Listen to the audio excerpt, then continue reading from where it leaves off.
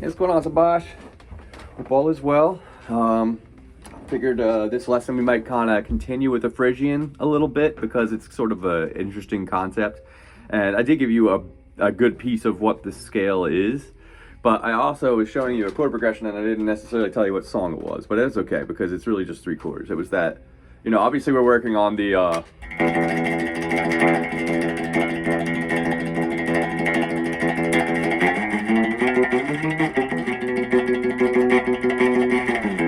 we're working on that tune, Miserlou, but I also wanted to show you what the song that really got me to play this scale more and get better at it. And since you have a Les Paul, you may as well know the song. There's a song by Guns N' Roses called Double Talkin' Jive. Okay, it's got some interesting lyrics that I normally wouldn't. Well, you're old enough, so it's not as big a deal, I guess. But this song is unique to Guns N' Roses. There's nothing that they've ever played that sounds like this.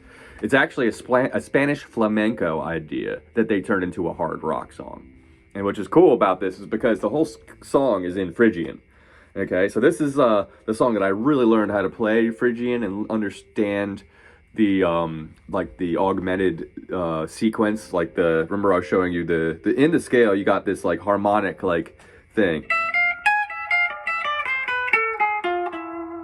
right? In the key of E, it goes E, F, then it goes to G sharp, A, and obviously inside Miserlou, there's another one of those augmented sequences where it goes E, B, I'm sorry, B, C, D sharp, E, D sharp, C, B, okay?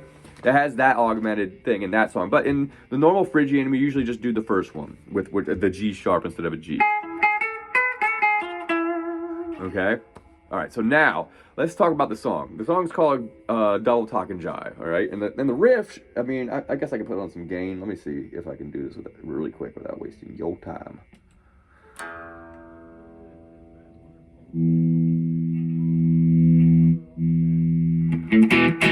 All right.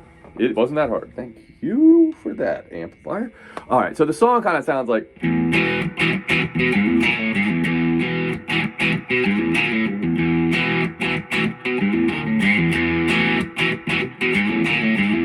Wow, that sounds absolutely terrible. I apologize for that. Let's see if we can tighten that up here.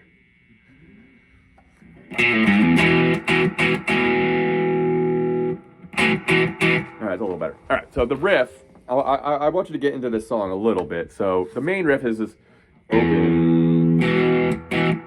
All right, so it's open E. It's pretty mean sounding riff. So the idea is going to be open E. You're going to have this little tiny power chord, or it's an inverted power chord technically, on the A string and D string on 2.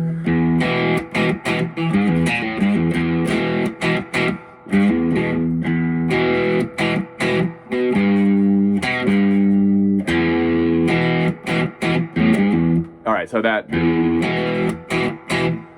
open E, there it is. So open E, 3, open E, and then you go, I'll make sure I'm doing this right because it's been a while since I taught this one.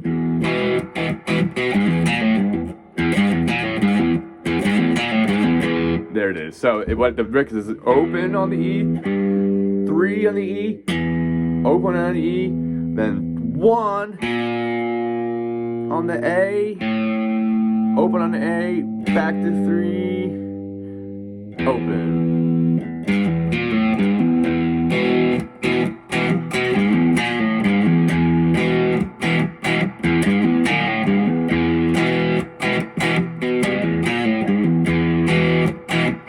And then the chorus goes double talkin' jive, C power chord to P, then back to the...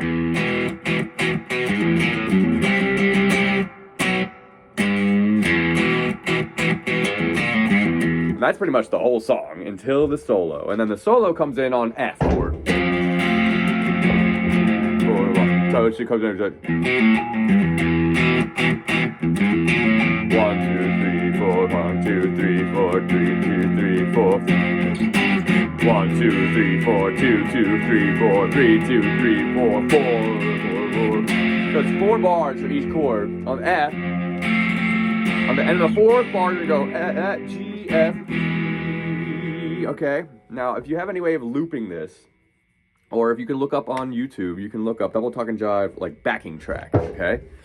The idea for this is that this chord progression needs to kind of be playing underneath you in order to give you the support you need to make this scale sound correct. Well, you could do this without it too. It's not going to be impossible, but it'd be easier with some context, as I guess I would say. All right. So now over this scale, the idea with Phrygian, especially in this context of like sort of a, I don't want to say like flamenco in tech. It's really a flamenco idea done in a rock style. Okay. So the idea, anytime it goes to the F chord, we're going to shift the solo a little bit to the F.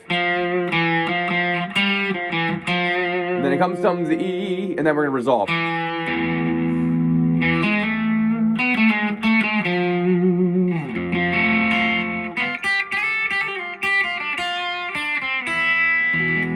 Okay?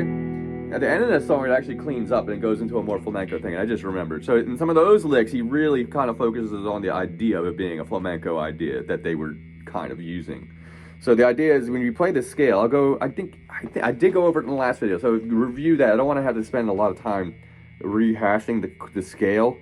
But real quickly, E, F, G, A, B, C, D, E, F. Now you can add the G, but you can also add G sharp, and then A, B, C, D, E, and it keeps going on F, G, A. So really, there's almost it's just like a C scale, really, in the sense that there's no sharps or flats, but we're gonna play it like an E minor scale, but we just lower the second note to flat 2.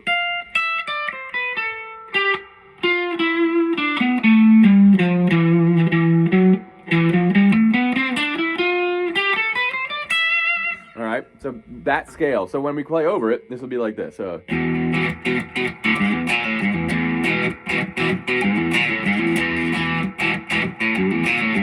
and so.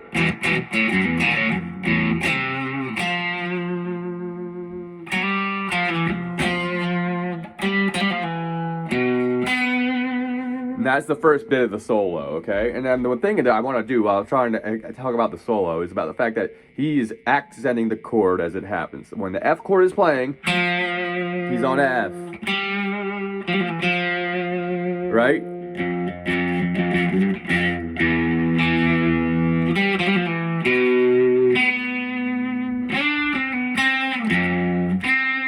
Now he's focusing on C because now he's on F because C is part of the F chord.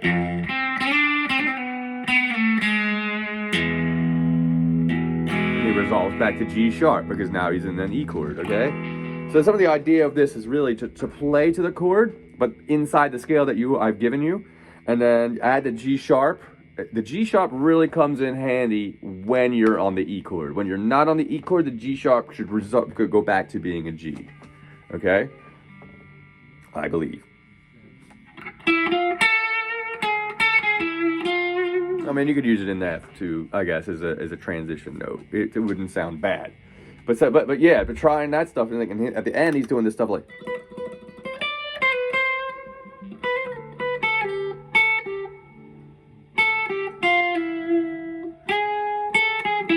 I'm going all over the neck on you, but it's really the same notes as all that's here.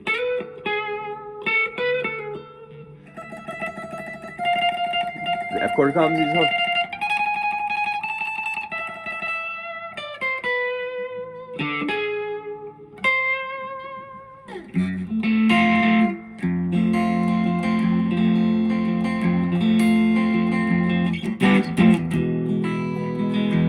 The ending of this song is going to go into this like clean bit, all right?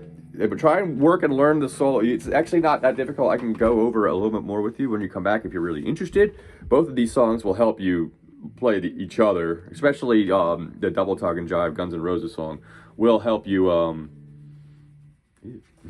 will help you play Miserlou. Just obviously the technique for Miserlou is a right hand, okay? So let me just say that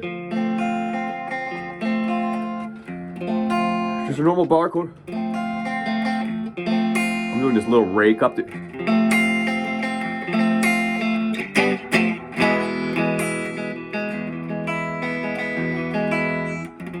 Yeah, mess with that. I want you to try and focus on learning the scale. If you can pick up the chords I'm playing, you know, playing it like that, it's also a cool bit. It'll improve everything, all right? So work on that. I figure now I can talk about... Ooh, something flew in my ear. So I talk about the speed picking for Miserlou.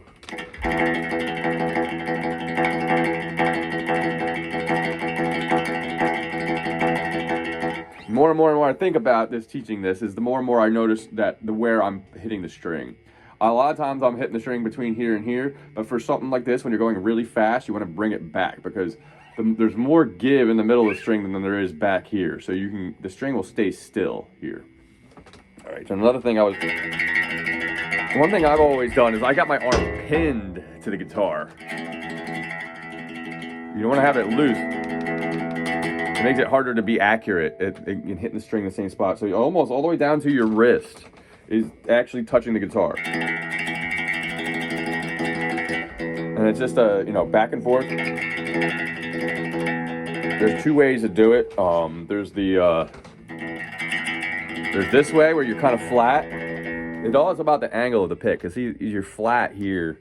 The more flat you are, the less you get this kind of sound.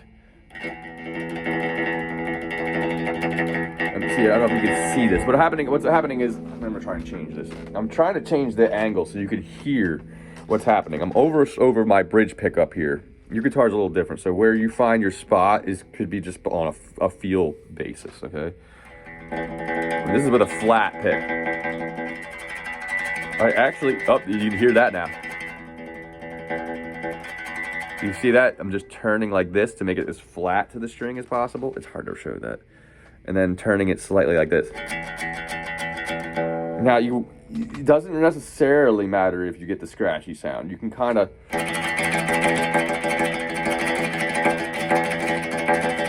It's just not as clean sounding. Whatever helps you get there, though, because it's one of those things where it's like, you kind of have to, it's not going to just all of a sudden happen and you can do it. You're going to have to like struggle, and eventually you'll start cleaning it up. It'll take time. It's definitely a really good technique because a lot of people play a lot of solos. I don't do this, when playing.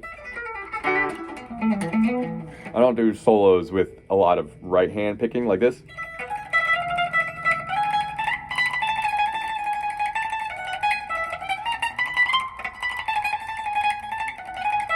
I know, you remember that Eruption. And then Van Halen was known for the tremolo picking or the speed picking, or a lot of times there's even more consistent actual rhythmic alternate picking technique where you go,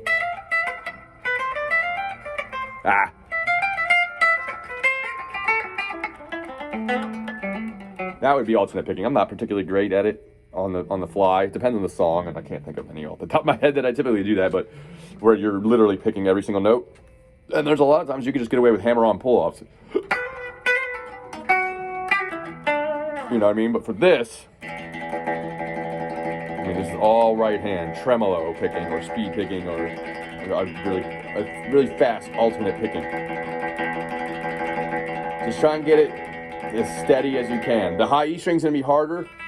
Again, a good reason to bring it back closer to the bridge where you pick, and for the string to be a little more rigid. Okay? So yeah, try and work with that. I did show you the pattern, I'm pretty sure, last time. So work with that, all right? Try and then, it really is a matter of really getting where your arm is comfortable, where you can get that speed. And it's not gonna be that fast right away, all right? So just work with it. All right, yeah, good one.